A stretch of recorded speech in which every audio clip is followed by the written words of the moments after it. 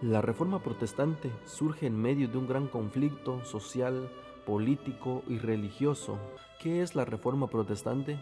La Reforma Protestante fue un movimiento religioso y teológico que surgió en el siglo XV en Europa, liderado por figuras que demandaron la corrupción de los líderes religiosos de la Iglesia Católica. Cosas que dieron origen a la Reforma fueron corrupción y abuso de poder, desacuerdo con la autoridad papal, indulgencias, infabilidad papal. Los personajes que dieron paso a esta reforma fueron John Wycliffe, Juan Hus y Martín Lutero.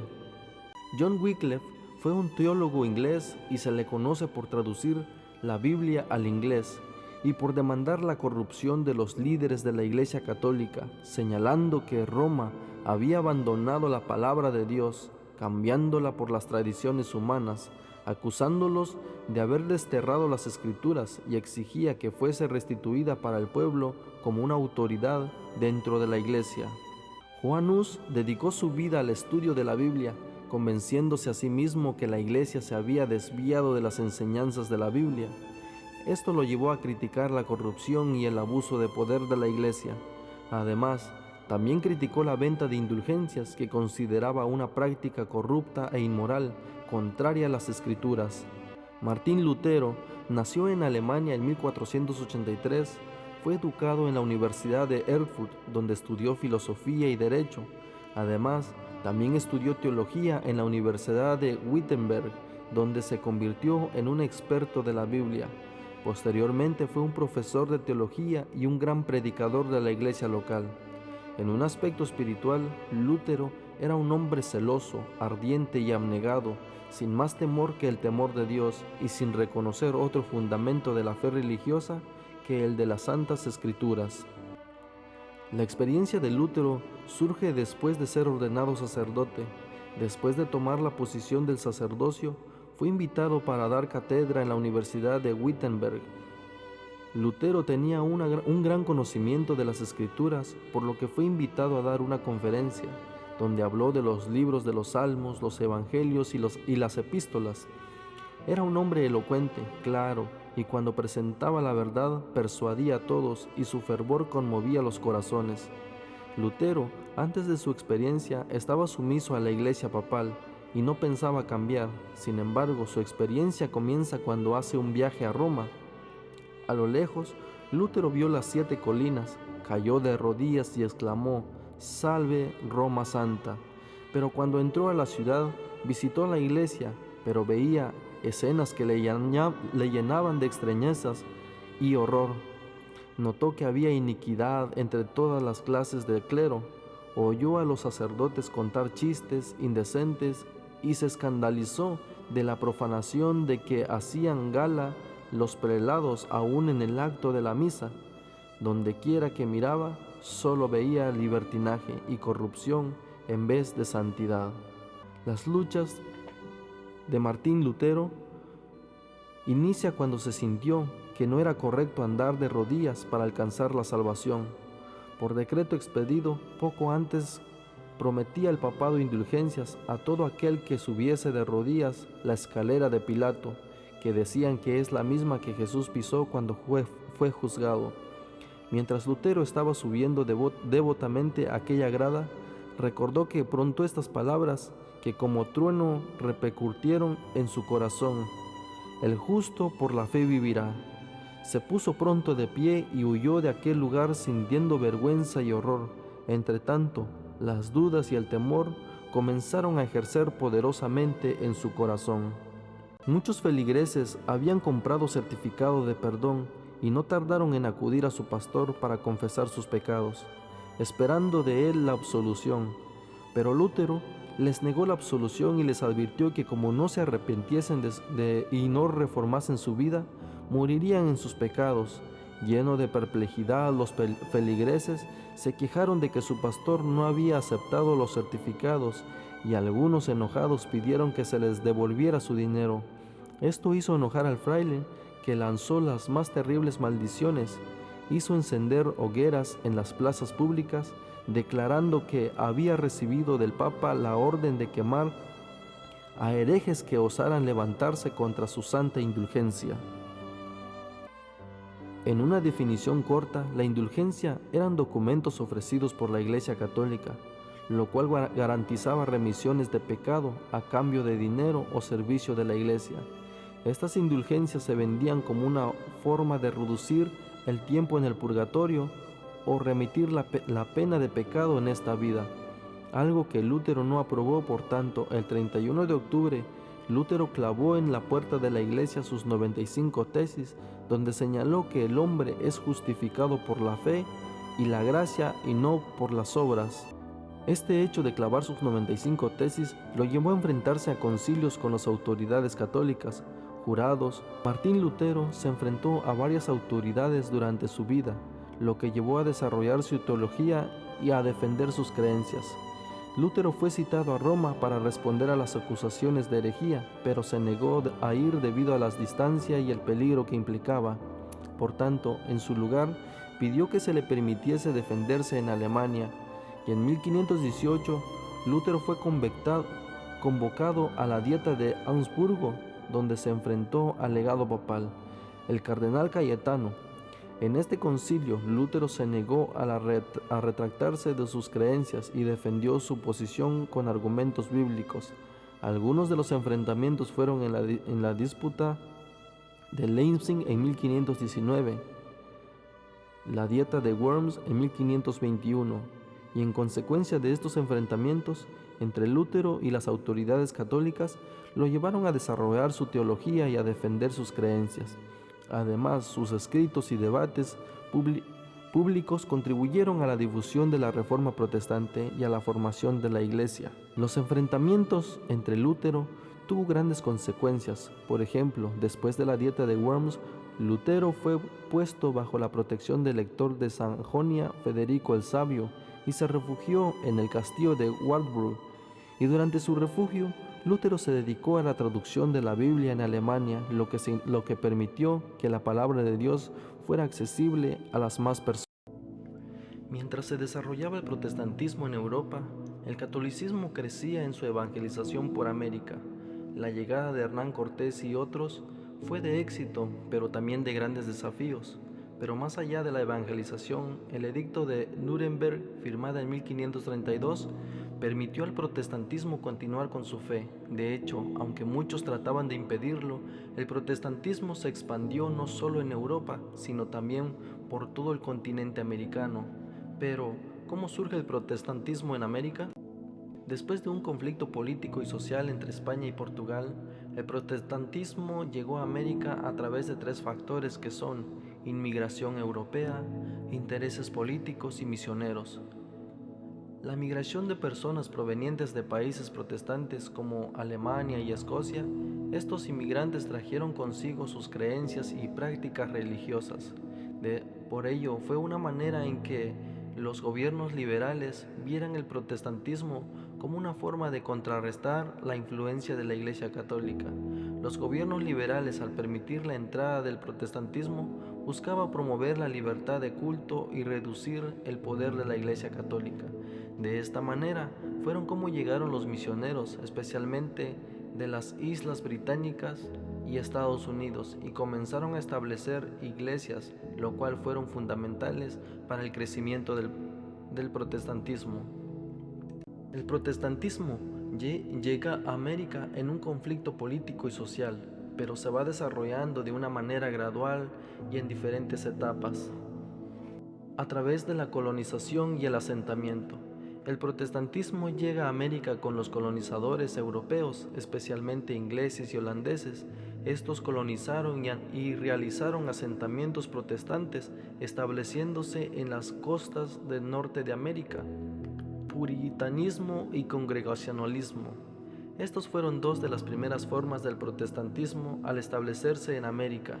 El puritanismo buscaba purificar a la Iglesia de las prácticas católicas, mientras que los congregacionalistas enfatizaban la autonomía de la Iglesia locales. Avivamientos y movimientos revivalistas. Fue un gran movimiento en el siglo XVIII, donde jugó un papel importante en el desarrollo del protestantismo en América. Este movimiento enfatizó la importancia de la experiencia personal de fe y la evangelización. Multiplicación de denominaciones. En el proceso, a medida que se evangelizaban, surgieron nuevas iglesias y denominaciones como los metodistas, bautistas y presbiterianos. Mientras el protestantismo se esparcía, la Iglesia Católica actuaba para contrarrestar la expansión del protestantismo en América. Los jesuitas jugaron un papel importante en la contrarreforma católica en América. Llegaron en el siglo XVI y establecieron misiones y colegios para evangelizar a los indígenas y promover la fe católica. En el Concilio de Trento tuvo un impacto significativo en la Iglesia Católica en América.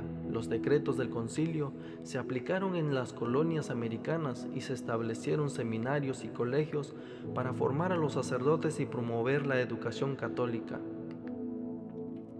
La reforma del clero también se enfocó en la reforma del clero y establecieron normas para la formación y la conducta de los sacerdotes y se promovía la disciplina y la moralidad en el clero. La evangelización y las misiones, estos fueron fundamentales en la contrarreforma católica en América. Los misioneros católicos trabajaron para convertir a los indígenas y promover la fe católica en las colonias americanas.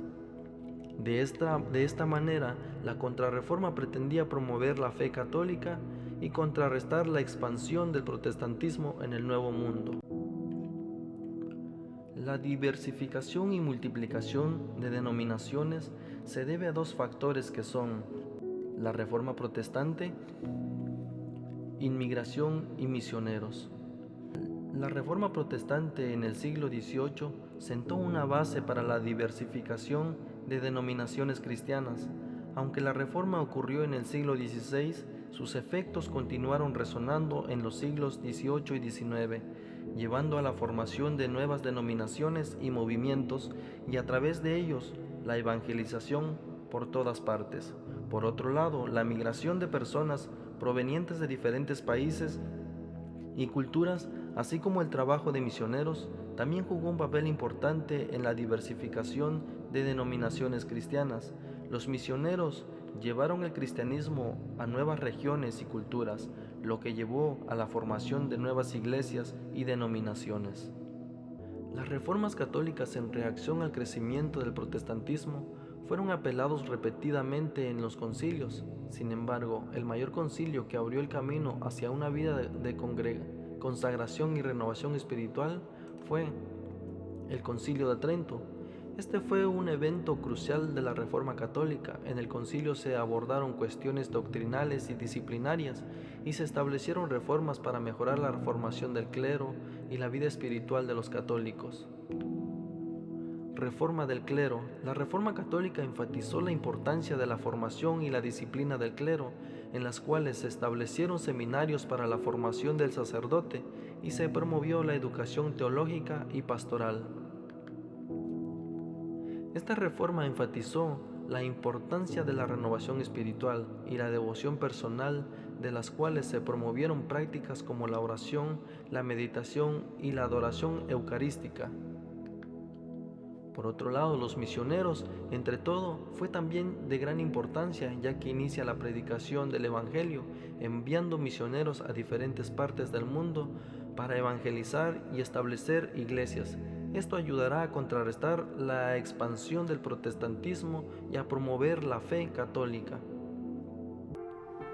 La historia del ecumenismo moderno tiene sus raíces en el siglo XX. Sin embargo, el deseo de la unidad ha existido desde los inicios del cristianismo.